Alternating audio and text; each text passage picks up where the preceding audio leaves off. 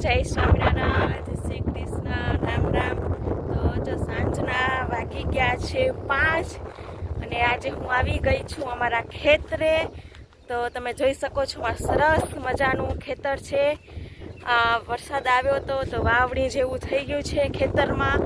તો આપણે માંડવી વાવવાની છે. તો આજે આપણે આવી ગયા છીએ ખેતરે. સરસ મજાની વાવણી પણ થઈ જશે ખેતરે. એટલો બધો વરસાદ આવી ગયો છે સારો કે વાવણી થઈ જાય એટલો. આપણું સરસ મજાનું ગામ પાસે જ ખેતર છે.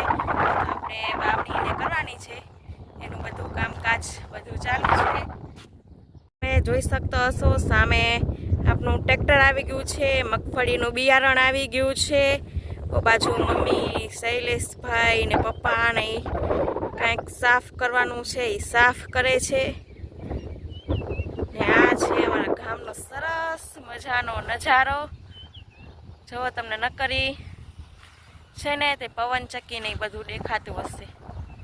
મસ્ત મજાનો જો નજારો છે અમારા વાડેસર ગામનો. હજી ધીમે ધીમે હું તમને આખો નજારો બતાવીશ. વરસાદ આવશે ને ત્યારે બહુ મજા આવશે ગ્રીનરી જોવાની. અવડું મોટું ખેતર છે એ આપણે વાવવાનું છે. તો જો સરસ મજાની પવન ચક્યો, કેટલો સરસ મજાનો પવન ને છે. તડકો ને નીકળી ગયો છે મસ્ત મજાનો. મસ્ત મજાનો જો તડકો ને નીકળ્યો છે. મસ્ત મજાના નીકળ્યા છે. બહુ જ મજા આવે છે. મસ્ત મજાનું વાતાવરણ થઈ ગયું છે.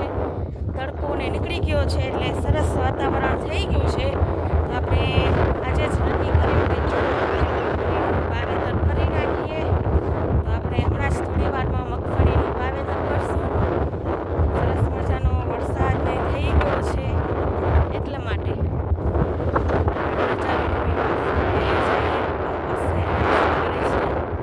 દિવ્ય પણ આવી ગયો છે મગફળી વાવવા માટે. હવે માંડવી કહું ને તો બધાને ખબર ન પડે માંડવી કોને કહેવાય. તો એ કહી દઉં કે માંડવી એટલે કે મગફળી. ઠીક છે.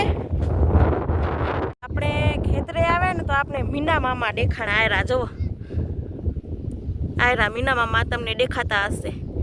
એકદમ લીસા લીસા હોય. આપણે નાનકડા હતા ને ત્યારે આપણે એને હાથમાં ઝાલતા. જો આયરા મીના મામા. કોણે કોણે જોયા છે એ કોમેન્ટ કરજો મને. મીના મામા જો કેટલું સરસ મજાના મીના મામા હાલે છે. તમે જો કેટલું એનું સ્પીડ છે હાલવાની. અને દિવ્યા જોવો મીના મામા જોવે છે. દિવ્યાએ પહેલી વાર જોયા છે ને એટલે મીના મામા ઘણી વાર બતાવ્યા છે આપણે દિવ્યાને, પણ એ નાનકડો હતો ને એટલે એને યાદ નથી. એટલે એ જોવો સરસ મજાના મીના મામા જોવે છે દિવ્યા. હે ને મસ્ત મજાના છે મીના મામા. પહેલી વાર જોયા વરસાદના પહેલા મીના મામા. જોવો દિવ્યાએ મીના મામા ઝાલ્યા છે પહેલી વાર હાથમાં સરસ મજાના. જોવો આયરા આવે દિવ્યાને મીના મામા ઝાલ્યા ને તોય બીક લાગે રી. જો તો હવે આપણે ખેતરે છે ને ભૂતળી વાવવાનું કામ સ્ટાર્ટ થઈ ગયું છે સરસ મજાનું. તો હું તમને બધાને બતાડીશ કે કેવી રીતે ભૂતળી વવાય છે ટ્રેક્ટરથી. અને સાથે આપણે ખેતરે આવ્યા તો આપણે સિઝનના પહેલાં જ મીના મામા જોવા મળી ગયા છે. તો મીના મામા પણ મેં તમને બતાડ્યા. કોમેન્ટ કરજો બધા લોકો કોને કોને રમાડ્યા છે મીના મામા નાનકડા હતા ત્યારે. આપણે બહુ રમાડ્યા નાનકડા હતા ત્યારે મીના મામા. અને તમે જોઈ શકો છો. અને આપણે પાછળ ભૂતળી વાવવાનું કામ સ્ટાર્ટ થઈ ગયું છે. ફૂલ ફેમિલી આવી ગઈ છે. એક જીગર જ નથી. દિવ્યા શૈલેષભાઈ મમ્મી પપ્પાને આવ્યા છે એટલા માટે. જો દિવ્યા આવ્યો છે. દિવ્યાને એમ થાય મારા વગર ભૂતળી ન વવાય એવું એ. હવે દિવ્યાને જો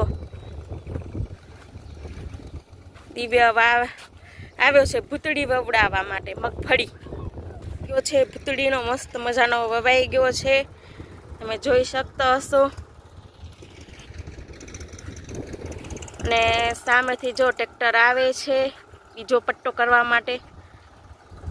તમને બધાને બતાડીશ કેવી રીતે વાવે છે ભૂતળી.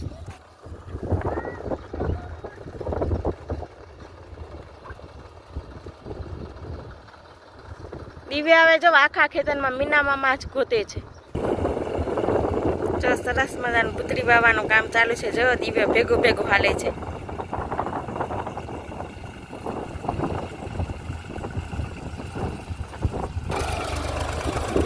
જવા ભૂતળીનું મગફળી વવાય છે સરસ મજાની.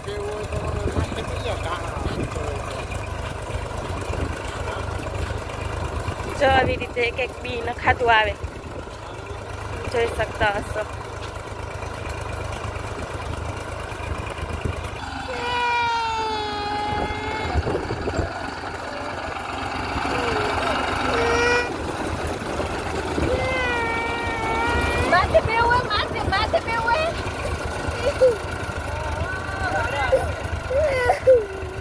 જો આપણી સરસ મજાની માંડવી વવાય છે, મસ્ત મજાની. જો આટલીક આપણે વાવી લીધી છે માંડવી, અને આપણે હજી આખા ખેતરમાં વાવવાની છે. તમે જોઈ શકો છો કેટલું મોટું ખેતર છે. અંદાજ કરજો કેટલા એકડ હશે ખેતર.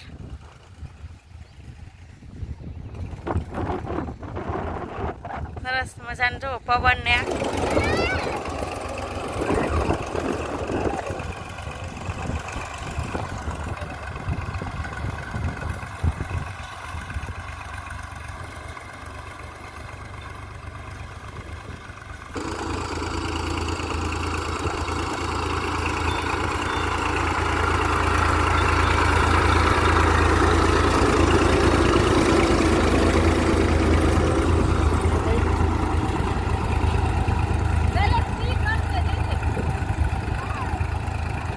જો હવે બી ને બધું પૂરું થઈ ગયું છે, એટલે શૈલેષભાઈ ભરવાને જાય છે.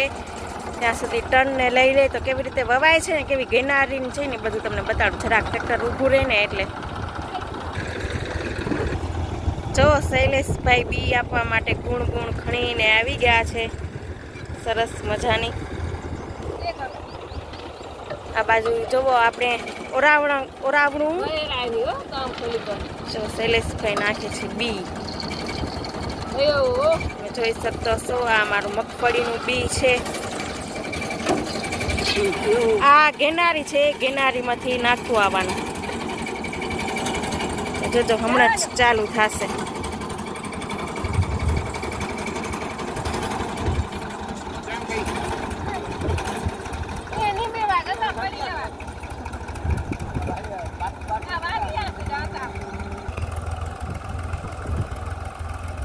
આપણે જે ખેતરમાં મગફળી વાવી છે એ પટ્ટી દઈને આપણે વાવી છે. ફાઇનલી જવો દિવ્યા ટ્રેક્ટર ઉપર બેસી ગયો છે. એને ટ્રેક્ટર ઉપર બેસવાની બહુ શોખ હતો, એટલા માટે મસ્ત મજાનો બેઠો છે ટ્રેક્ટર ઉપર દિવ્યા.